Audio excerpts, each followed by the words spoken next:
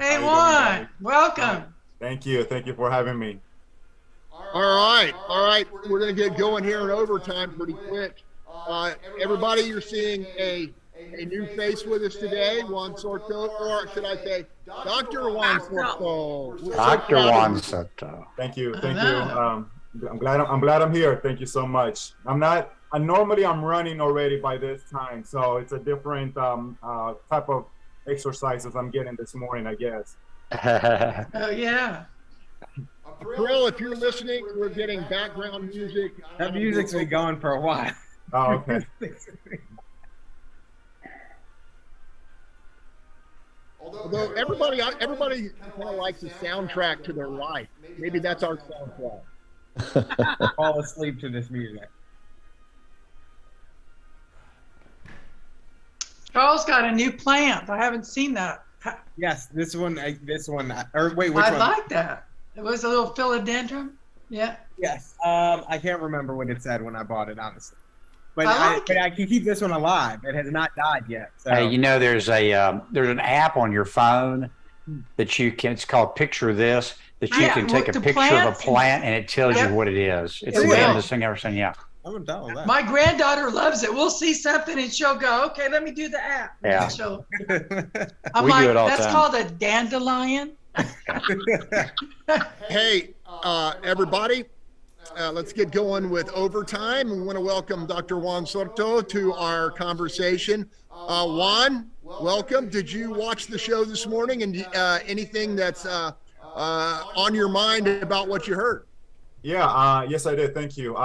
Yes, everything actually. I mean, from the national to the state to the local. I mean, I this entire election is going to have an impact from a national level. I'm looking at the student debt.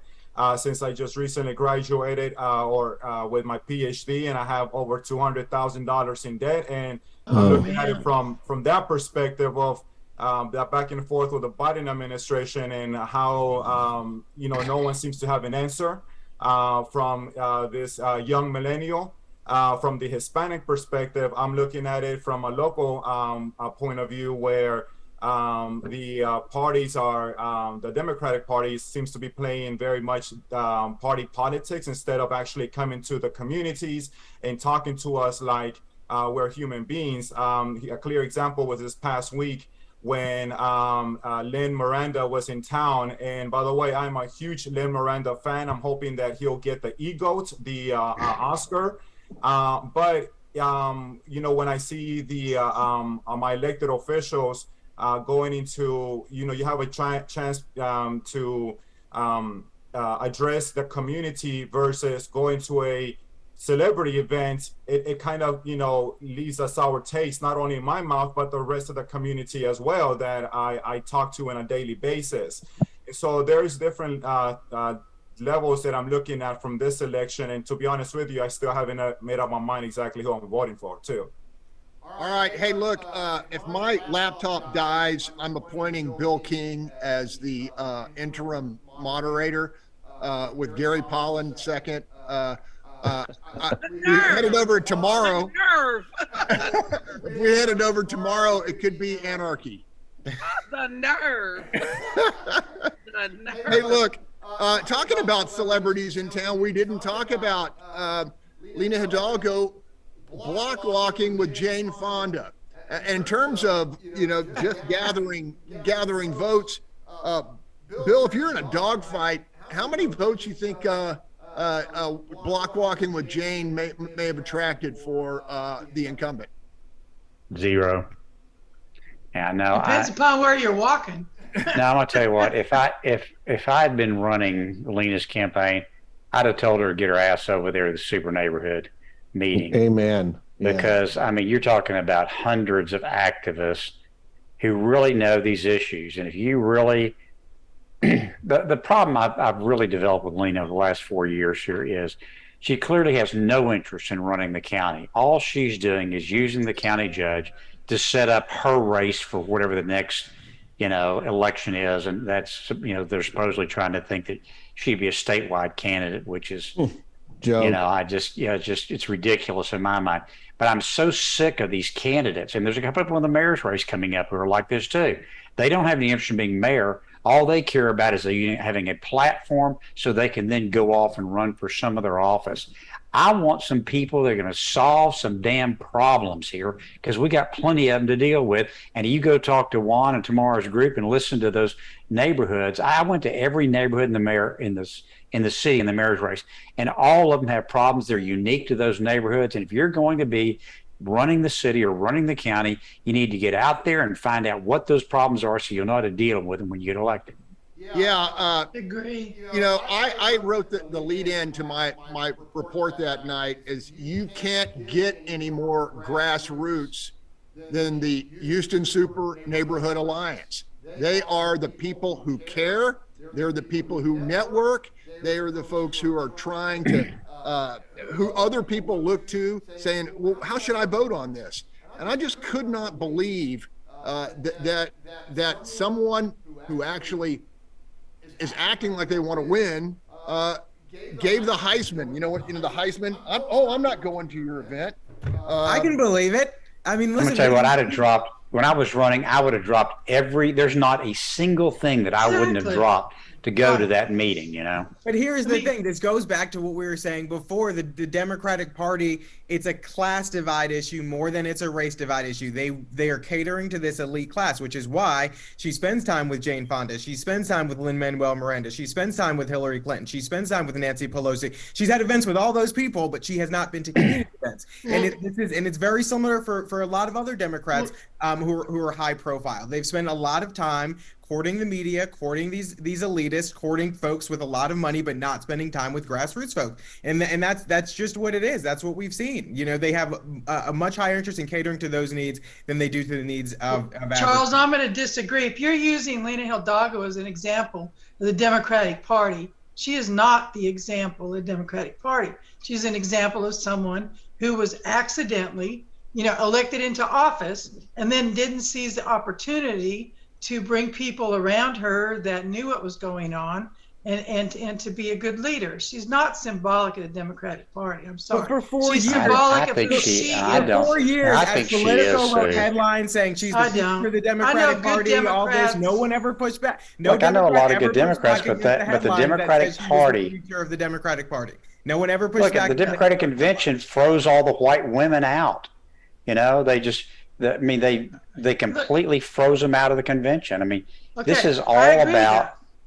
That's party. There are very good, hardworking elected Democrats Of course. that care about I don't disagree. what goes on. When I was on council, I agree 100%. Yeah, we were out That's there in not the where the neighborhoods. party I is today, agree. Sue. I'm not making an indictment of every elected official. There are a lot of good ones. I'm just talking about the party apparatus, just like we talk about the Republican Party apparatus right now and whatever wilderness it's in. Like, I just think that that's the same thing for the party itself. It's been captured by this small contingent of progressives who, like Bill said, shut out white people. Uber leftists. Hey, I want to ask a question. Both parties. Yeah, both parties. I agree.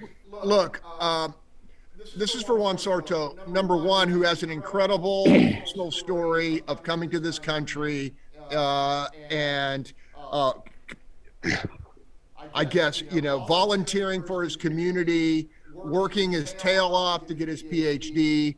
Juan, what do you think of the polling that shows that Latinos in Texas are split evenly between Beto and Abbott?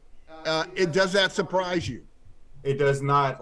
I'm surprised that it's not Wyden actually going towards the Republican Party. And again, I'm speaking as an independent. I consider myself very much an independent.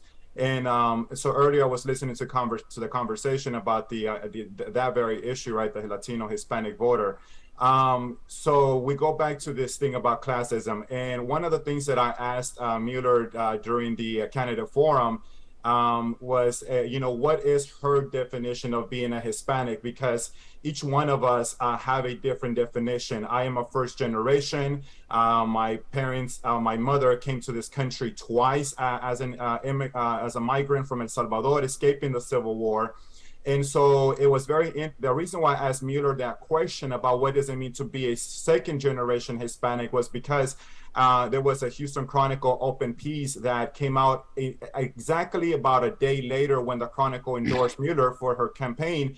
And the opinion piece was that because the Chronicle did not endorse Lena, then the Chronicle did not understand Hispanic issues. And I personally took to really offensive that because it kind of questioned my validity as a Hispanic, as a Latino.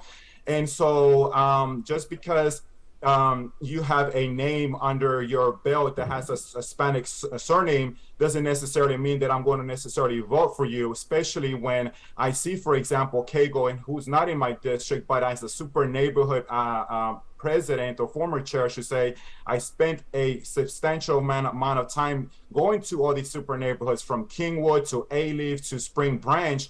And one of the things that have caught my attention about Kago is the fact that even when it was not political season, he actually went to the super neighborhood meetings, sat in the back, and just kind of had like a conversation like a normal human being. I didn't even know who Kago was until someone actually mentioned him in the earliest stages when I was the president. So what I'm saying to you is that this grassroots, where you just come to a civic club meeting, where you come to a conversation, it goes a long way to capturing that Hispanic, that Latino vote, which seems to be, their strategy is like, well, we'll get a celebrity that has a surname. And again, I'm a fan of Lin Miranda, but he's not representing my values here in Harris County. He's not representing my values as someone who just graduated with a PhD with over $200,000 in debt. Oh, and by the way, I had to take care of my mother, my grandmother, and also manage a way to find my sister to also graduate with a bachelor's as well. So all of this stuff, if you're the Democratic Party and you're saying to me, oh, because you have a Hispanic name, I'm going to automatically capture your vote, you're misunderstanding my actual opinions and the rest of everybody else as well. Exactly right. And to go behind Juan and say that, and that's the same way I feel when people ask me, oh, but she's black. I'm from Gary, Indiana. Everybody that ran on the damn ballot was black, so color don't impress me. I'm not looking about your color, I'm looking about your character. And I can assure you, there are people in the Democratic Party who are elected, who are African American, who I don't agree with in any kind of way, shape, form, or fashion, because it is not about what is good for the community, it is what is good about you. And that is not where you need to be. Being a super neighborhood leader for as long as I've been, and a former chairman, it is about caring about everybody. When you're in Sunnyside and people get ran over at Cullen and you can't get a light, I came and helped. When Juan's community, after Harvey, nobody was bringing them food. Juan knows I came over there and fed those people over there. When you were on Fifth Ward and they were talking about not only the Creosote, but the convenience store where they had been having a crack problem. I mean, you have to do it. You can't be a super neighborhood and only care about you.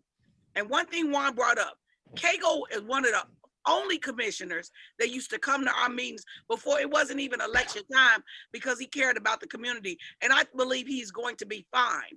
But when you get elected and you make a point of taking away history-making individuals' power because they don't fit your goals, you got a problem. I agree with what Sue said. We wouldn't even be in this situation if it was still Tanisha Hudspeth, who's been in that department over 15 years, running the elections and knowing the rules, and Ann Bennett Harris, who's been there over 20 years. We wouldn't have this problem. But because they don't fit your narrative of what your goal is, you say no, take their power from them. The Democratic Party about to lose my ass. I'm about to come up out of there because I don't believe in that. You can't be about your agenda and your goal. And I'm telling you, that is where the party is going to implode because of that mentality. And yes, I love Jane Fonda in 9 to 5. I love her little workout videos, but she could swing one damn vote for me, not even for dog catcher. She couldn't tell me who gonna get the most fleas off the dogs. No, that ain't how you do it. You have to show you care. And when you sit up there and tell us you coming, and then you don't show, and then you go to another forum that wasn't even on the calendar, wasn't even on nobody's docket, you create that so it'll look like you had something to do. That's a problem for you.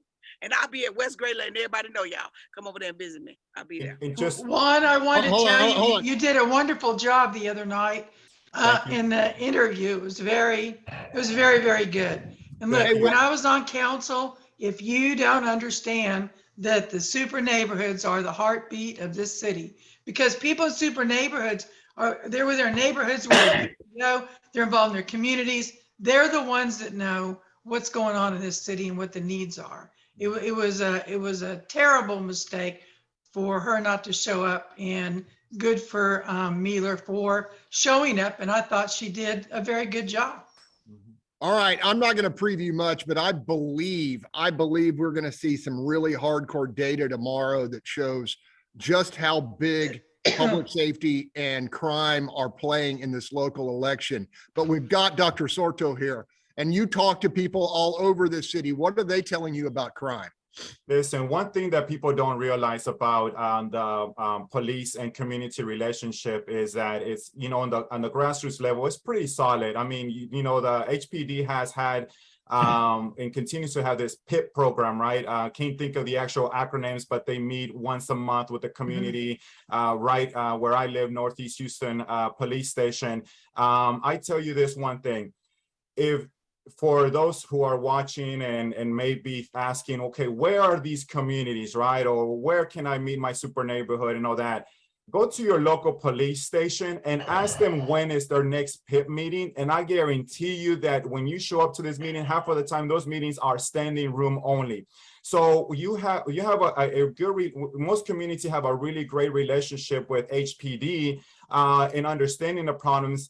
But also HPD understands that the conversations that we've had with them is that, they're underfunded, and so this creates even more a challenge for community members to interact with HPD, because we don't know who's going to be there tomorrow as far as the HPD captains that are there. And so definitely we're looking for more public safety dollars to go into the communities, hiring more police officers.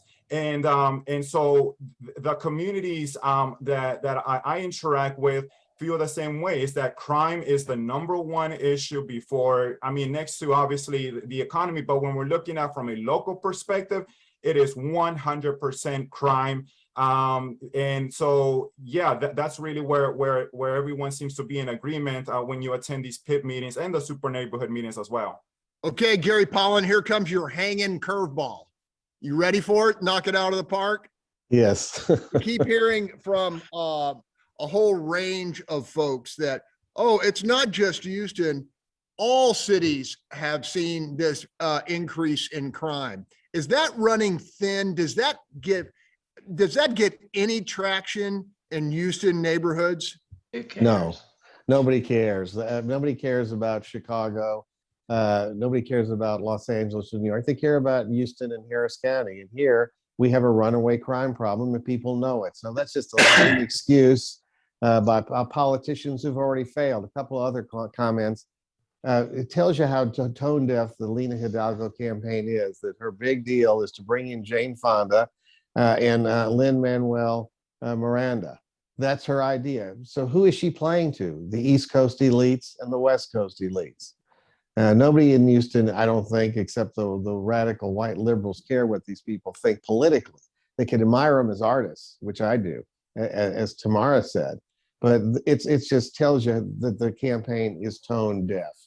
And it also tells you the campaign is failing. And her whining that she did at the created Black event, Black Democrats, when she stiffed Tamara and the super neighborhoods, it tells you where her attitude is. She feels entitled. They feel like they know more than we do. That's also very important. They want to tell us how to run our lives. When you talk about replacing elected officials, the two Black women who were running the elections and doing a pretty good job, to be frank, by appointed officials, what is the agenda? The agenda is power and control. They don't want to have to ask these elected officials to do things. They want to be able to tell the appointed officials, this is what you're going to do. That's what it's all about. Well, and Gary, Tanisha did go in and apply for that position, to be considered, and she wasn't considered. They brought in somebody from the outside, their own personal choice. Hey, so Charles they have power Blaine, and control. Charles Blaine got some attention this week for an article he wrote. Charles, you want to tell us what the theme was and what the new ground cut was? Sure, but two things before that. One, I Googled Jane Fonda, and did you know she sold the most VHS tapes in the 20th century? I did not know. Exercise. And the other thing is, see, what you asked Gary, I think it's so relevant because they keep saying crime is an issue everywhere to try to make you feel better about this. But if you were living in California and there was a wildfire going on and you're trying to put the fire out of your house and the firefighter said, oh, don't worry, everybody's house is on fire. That doesn't make you feel better. And so I don't understand, like they keep going around saying this as if it's supposed to fix the problem. But yes, to your point, yeah, I wrote an article for City Journal kind of encapsulating the race from my perspective, obviously, and focus a lot on, I mean, crime was the crux of the article because that's what everybody's talking about. And everybody has been talking about, and everybody will continue talking about. And that's why the poll numbers that you did for Fox 26 this morning came back overwhelmingly that no one trusts her to deal with crime because we've given 4 years to her to deal with crime and she has not dealt with crime. We are still sitting in the same situation and government's just more expensive. We're not even getting better services. Government's just more expensive and we have more issues now. And so I'm hoping people remember that. But I do really think that there's something to this idea that she is not just refusing to engage with the grassroots, but refusing to even appeal to them. I mean, not doing debates, not doing any public events, only doing private closed door fundraisers with these elite folks. And it's ridiculous because that's not what you expect that from your congressmen and your senators and the people running for president, but you really don't expect that from local government. Those are the people. You won't even do interviews with news media anymore, Greg. Will she? No. Hey, I want to bring in Bill King here, and I want to say this. Fact, I'm a thousandaire. Fact, Bill's a millionaire. But if he had decided to come down my path, he'd have been one hell of a good journalist. And he is a good journalist. We've been collaborating a little bit on some investigation as we follow the Elevate Strategy stuff. Bill, anything you want to share? Well, I'm going to write about this tomorrow morning, but it's pretty startling. So Greg and I were talking about, I wonder whatever happened to getting all the money back, like the county attorney promised them they were going to get. And so Greg this is the one people have been indicted on, right? Right. Yeah. It's the contract. And so Greg sent, and we all knew they rushed out about $1.4 million in payments right away within the first few weeks of the contract. No work could have possibly been done. And so Cagle and I think actually Ramsey was the one that complained about it. And the county attorney said, don't worry, we're going to get almost all that money back. And so Greg sent an email. It's been a year now. Greg sent an email to the county attorney's office and said, hey, can you give me an update on what you've gotten back? And they said, well, we've gotten back $600,000. There was $500,000 that was spent on non-transferable, non-refundable software licenses. And then we're talking about the rest of it. So if you do the math, $600,000 been returned, $500,000 for software licenses, and $300,000 still in dispute. So Greg, Greg said, what do you think about it? I said, I'd ask him for open records to, see the documents that back that up. Well, all of a sudden they clam up and say, oh, wait, we don't think this is subject to open record. We're going to have to request an attorney general's opinion. Of course they are. Because Hey, Joe, the city of Houston. And so I emailed the auditor's office and said, hey, can you bring me up to date on where we are on this? And they were extremely helpful, sent me all the documents. And here's the real story. So we paid them $1.4 million. They paid back $200,000. So $1.2 million is what the county's still out on this deal. And by the way, it appears to me that not a single person was ever contacted about getting a vaccine. It does not appear to me that one person was ever called. Nobody. $1.2 million. So I start going through the invoices for that $1.2 million. Right at $600,000, between $500,000 and $600,000 went to 3 software companies for these supposedly non-transferable, non-refundable software licenses, which, by the way, I bought a lot of software in my life on a commercial basis. I've never heard of such a thing. But whatever. And so the 3 companies that were paid this, $500,000 to $600,000, one was a group called Civis, which is worked on Biden's campaign. On its website says it's for Democratic progressive candidates. There was a company called like GND something, same thing. Website says they specialize in supporting Democratic campaigns. And then the last one was a group called Outreach. Same thing. We specialize in supporting progressive Democratic campaigns. All three of them are Democratic software companies. Not one of them has any public health experience at all. Zero. So this went and by from the the way, county Civis, to and by the way, Elevate. Civis, who we just got through paying several $100,000 to, the county has paid an additional almost $500,000 to them over the last couple of years for God knows what. So in the last couple of years, Harris County taxpayers have paid $1 million to computer companies, to software companies that specialize in supporting Democratic candidates. Yeah, and Bill, that's exactly what it was about. It was about candidates. Well, and just Democrats. let me just put an exclamation point.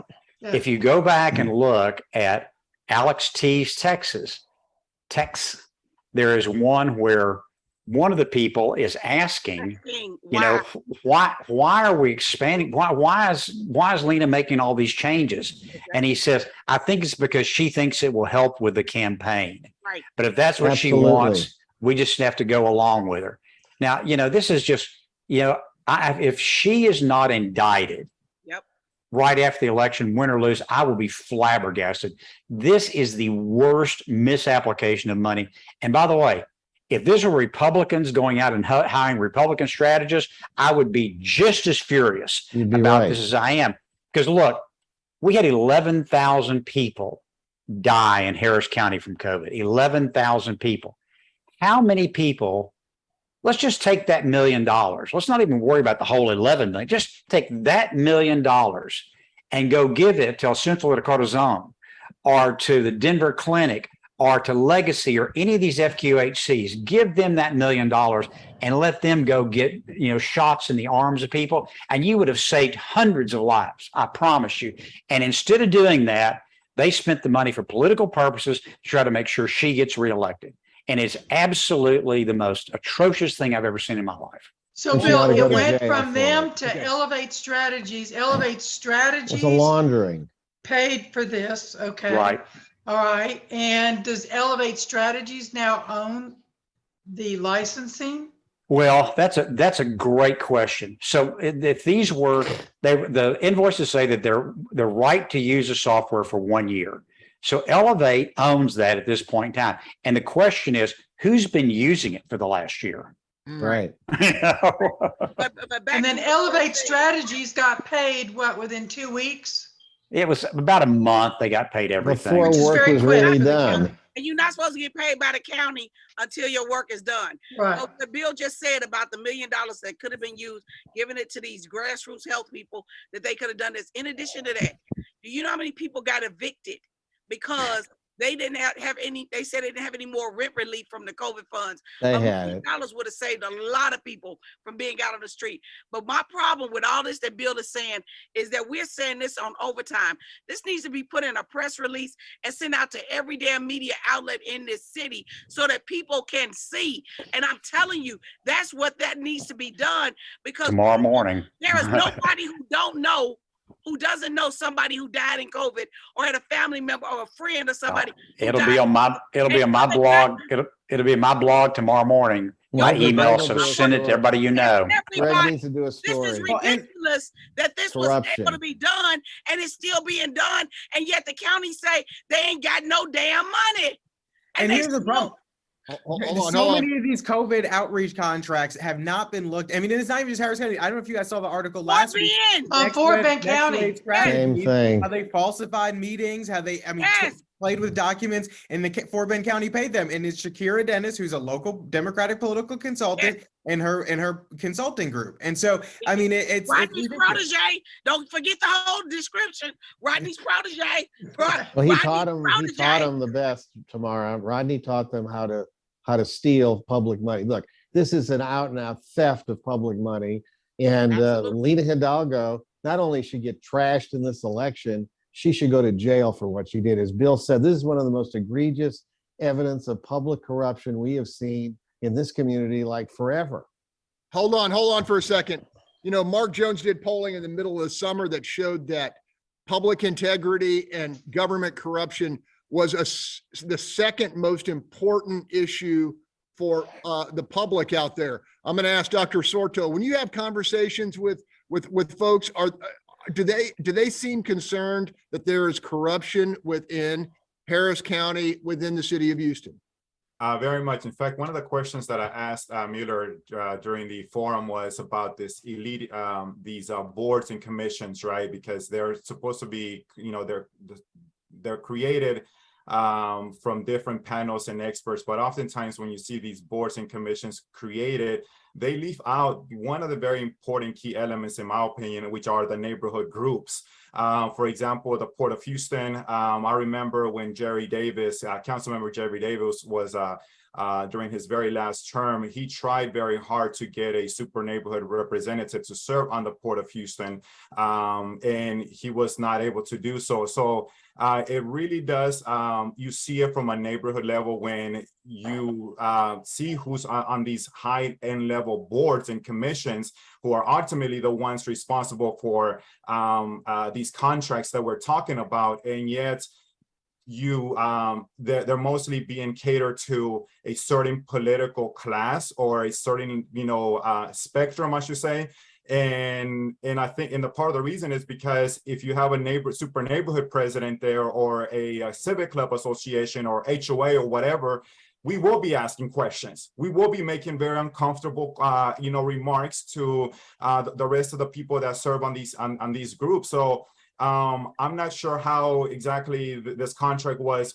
I'm sure it had to go through a process. What I'm saying to you is that, you know, from a grassroots level, the people that are oftentimes part of these boards and commissions are actually, it seems to be the same people over and over again. Bring in the fresh perspective, bring in the grassroots, the people that actually will be impacted, like King mentioned, you know, El Centro de Corazon, for example, really comes into my mind because this clinic is actually in the heart of the second ward. They're the ones to understand who the demographics are, and so not to you know, give them any kind of money to address a group that they are very familiar with, to me is just kind of ludicrous. So yeah, it from a grassroots level, we see this. And that's something that I'm hoping that, and not just myself, but you know, the neighborhoods as a whole can be addressed, you know, whether with his Mueller or, you know, even Lina Hidalgo, who knows? But the question was asked during the forum about this elitism that exists when it comes to these boards and commissions that ultimately make the decisions and the recommendations to the elected officials. Yeah, Juan, on this contract, it was even worse because it was selected by Lena's personal staff. That's right. There was no community input. There was no input from the departments.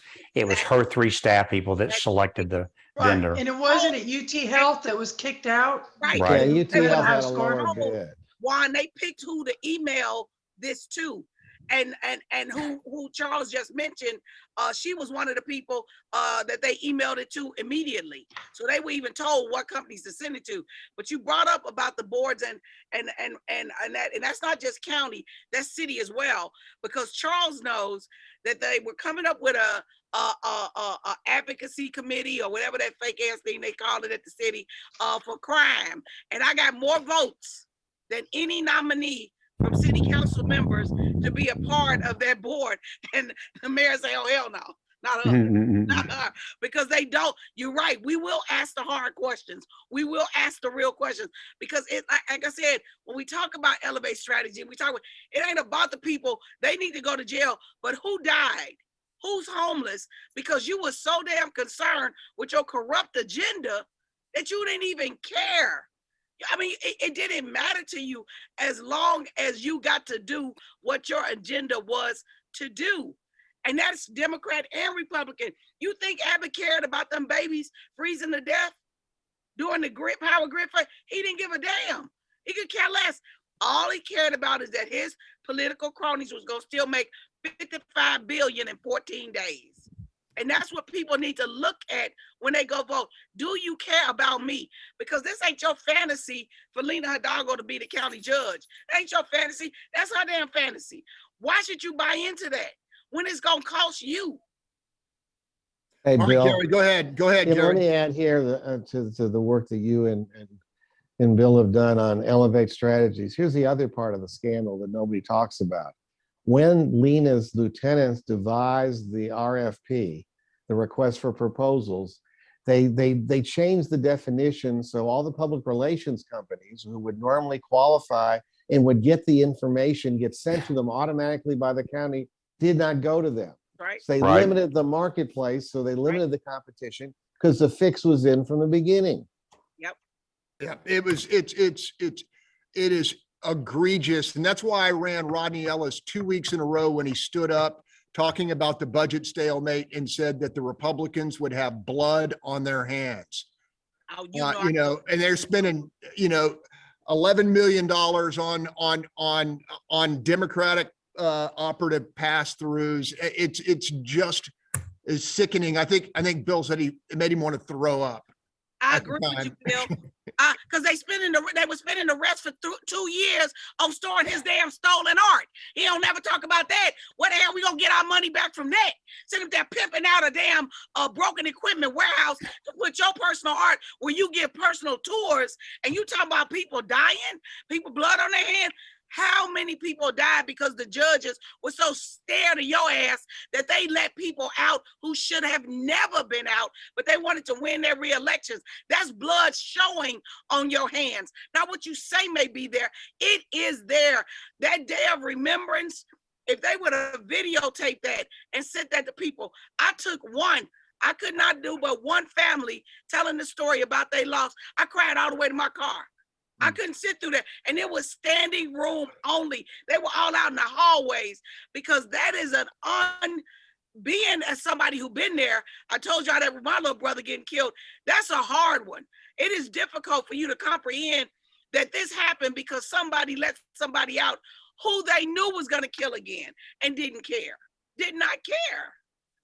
Okay, here's an exercise. Which of the new county layers of government newly created is your least favorite?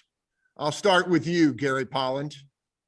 The Office of Criminal Justice and the managed counsel program that they've set up in the courthouse, both a colossal waste of money and time, creating new bureaucracies for no apparent purpose. Charles Blaine? The Office of all the above. We didn't need them before. We don't need them now. I mean, if I had to pick one, I would say probably, I don't know, the Office of like broadband or something, because that's clearly something that could have just been in the IT department, and there's no need for a new director. Actually, it's the elections administrator. That's what it is, and the county administrator. I can't pick one. I'm sorry. Well, I know Tomorrow's already spoken about the election administrator and that it stripped power from two duly elected African-American, hardworking female Democrats. Yes, she did. But I think, we talk a lot about the elections administrator. The county administrator is a ridiculous one too, because we elect these people and task them with running the county. And so they then offset all of this work to the county administrator and make him the highest paid position in the county so that they then have to do less of that work that we elected them to do. I suspect, Greg, that position will be on the splash pad should Republicans take control. I think 460 million in new bureaucracies. My thought is we can zero it all out. Get rid of all of it. My favorite is, so we have a new Homeland Security. That's the former FBI director here that Ronnie brought in. And who's then the criminal he justice convinced director? the judge that the constables that were guarding her were not guarding her properly, and probably leaks were coming out of that office. And so she should dismiss them. Yeah. And then they do a non-bid contract specifically chosen by cronies of the new director of the Homeland Security to guard the county judge. Yeah. Yeah. That just reeks. I mean, it totally reeks. To dismiss and then to say, oh, I respect I respect the constables and our first responders Look, is ridiculous because you didn't respect them enough to guard you. Well, she you know, probably and you respects had to them. bring She in just can't another break the law contract. around them. That's She- ridiculous. and then She Greg, can't on break the the law around them. That's on why. the Yeah. constables, the Democratic plan that is Rodney Adrian Garcia, who's on the ballot too, by the way, and needs to get That's sent right. packing, and Lena Hidalgo. Their plan is to take the constables out of law enforcement and eliminate the contract deputies program. That's Right. part of their agenda. That if they get the majority, that's coming, folks. So you need to understand that too. Public safety is not getting better if But these the people elections get elected. administrator is my number one. Juan Sorto, how do the neighborhoods that you talk to feel about the extra layer of security? Some of them, that some of them pay for through the constables for extra patrols. Look, as I talked about earlier, that when we have these monthly meetings with our local police departments, we don't know who was going to be there tomorrow, and so and that's because either, like I said, they're retiring, they're just tired of all the political mess, or because they're being shifted around to another patrol station. And so at least if you have the constable, like for example in Second Ward, which is a very clear to me area where you have the constables, HPD, the sheriff, everyone pretty much working together. And so at least that alleviates some of this worry that the communities have about not having enough security in place.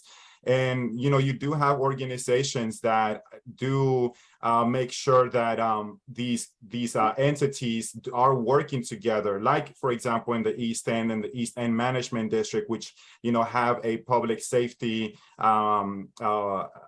component to them. And so to me, eliminating any type of law enforcement, including Metro. We forget about Metro. We even forget about HCC. I mean, these are different layers right now that the community needs to feel. Yeah, that they feel that it's working, because right now, the HPD is very, and Harris County, I mean, they're very strapped when it comes to personnel. So to me, it doesn't make sense at all. To the community, it doesn't make sense at all, because you do have an inner working grassroots partnership happening right now with all these different agencies on some specific neighborhoods, like in Second Ward. El Rey, El Rey, the king. Yes. Wrap us up here. Well, I'm not an advocate of just always throwing more money in police and law enforcement and just always adding boots on the ground. I think there's a lot of things that can be done to make law enforcement more efficient than it is today. And certainly having all these different agencies is part of it. And I'm also been sort of offended by the fact that people pay their taxes, pay county taxes, they pay city taxes, and they got to go out and hire private, patrols on top of that, because, the governments are not doing their job.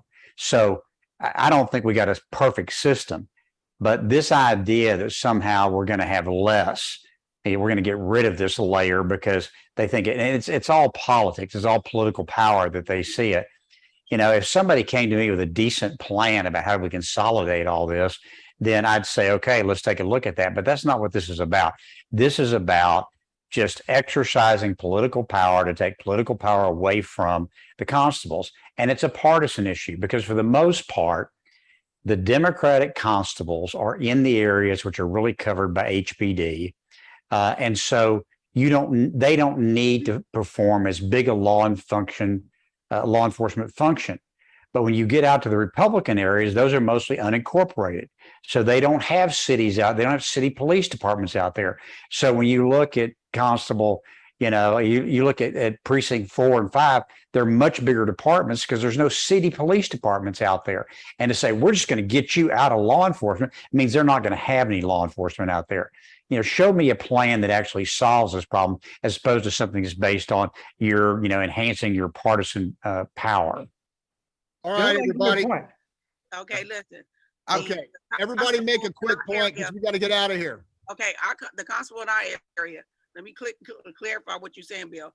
May Walker and them were more helpful to us when we had the issues with the clubs on Dixie than HPD was. She was on there helping us.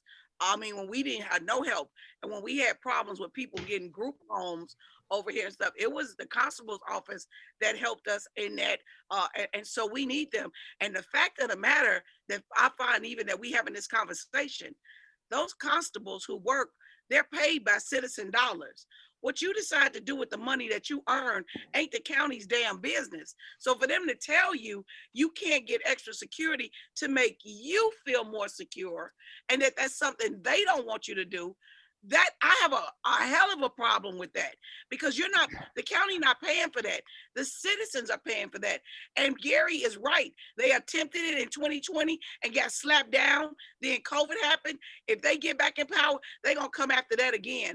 And I'm telling you, for the little money that's paid in this area, for everybody putting that together, get it, we appreciate it. We appreciate having that. This is not about control. This is about cash. They don't want them making that money. That's what this is about. All right, everybody. We could talk much longer. You're all dear friends. So glad that Sue Lovell is back with us. Really enjoyed having Dr. Juan Soto on. What do y'all think? Should we invite him back? He's great. No, he's awesome. Invite him back? Yeah. Democracy? Good match. Good fit. Absolutely. Thank you. All right. All right. Yeah. Be well, everyone. Thank you. I'll talk to you this week. Hey, go Astros.